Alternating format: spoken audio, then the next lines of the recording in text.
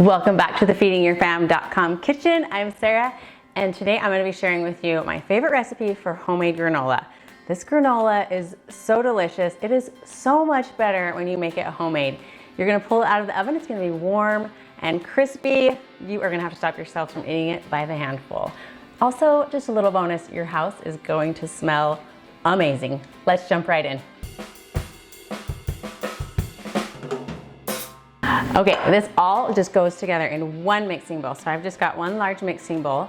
I'm gonna put in my rolled oats. Now I'm using old-fashioned oats. You don't wanna use quick oats for this. You can use thick oats, but not quick oats. So 2 cups of oatmeal. Then I've got 1 cup of sweetened coconut. Then I've got 1/3 cup of coconut oil. Now I'm using coconut oil because I like the flavor that it adds to this granola. But if you want to use a different type of oil, you can go ahead and do that, like avocado oil, even canola oil, vegetable oil. You just need some sort of oil because it helps add that crunch. And then I've got 1/4 cup of honey. Just pour that right in. Now this honey is going to add a lot of sweetness, but it also helps create those clumps of oatmeal. You know what I mean, those big clusters that are so good when you put them in your yogurt or even on top of ice cream. Okay, I've got 1/4 cup of chia seeds, 1/2 cup of slivered almonds, 1/4 teaspoon of cinnamon, and that all just goes right in the bowl.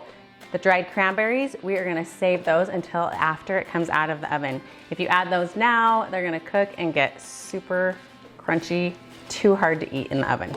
So just give this a good stir. Make sure everything gets nice and coated in all of that honey, all of that oil. Okay, it's all mixed together. I'm just gonna pour this right out onto a parchment lined baking sheet. Now you don't have to use a parchment lined baking sheet, but wait till the end and I'll show you why it makes getting the granola off the pan so easy, and cleanup is a breeze. Just take your granola, you can use the back of your spoon or spatula, whatever you mixed it with. Just spread that granola out. You want it nice and even on the pan. There will be some clumps and that's okay. You do want those. And then we're gonna put this into a 325-degree oven for about 20 to 25 minutes. All right, it's been 15 minutes, so I'm just gonna take the granola out, just take my spatula and give it a little toss. Just get those edges into the center. All right, just spread it back out on your pan. Make sure it's nice and even, and then we're gonna pop it right back into the oven. The granola is done. It smells so good. Look how brown and crispy and delicious that is. It is so hot right now. So I'm gonna let it cool down for just like 5 minutes and kind of let things stick together. And then I'll show you how granola off the pan. It's such an easy trick. Okay, I've let the granola cool down for just about 5 minutes. It's still pretty warm, but it's cool enough that I can handle it. Let's go ahead and add in our dried cranberries. Before I forget, just give those a little toss. And then also break up any large pieces of granola in there because those won't fit into my jar. All right, let me show you my little trick on how to easily get this off of the pan. So I've got these little containers. This is what I stored in my pantry. It just has a screw-on lid. You just take that parchment paper and fold it up on both sides.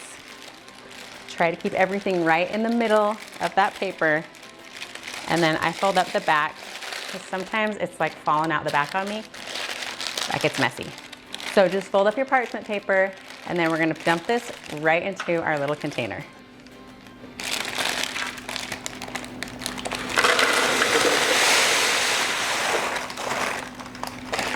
There you go. That's it. Our pan is clean, except for these little few pieces that fell out. Just throw away that parchment paper. It makes it so easy to get the granola from the pan to the container. Then you can just put the lid on there and put this into your pantry and it's ready to go. Our granola is done and it smells so good. I can't wait to put this on top of some yogurt, maybe some ice cream. I'm definitely gonna be snacking on this today. I hope you give this recipe a try too. If you do, leave me a comment down below and let me know how it turns out for you. I'll see you guys next time.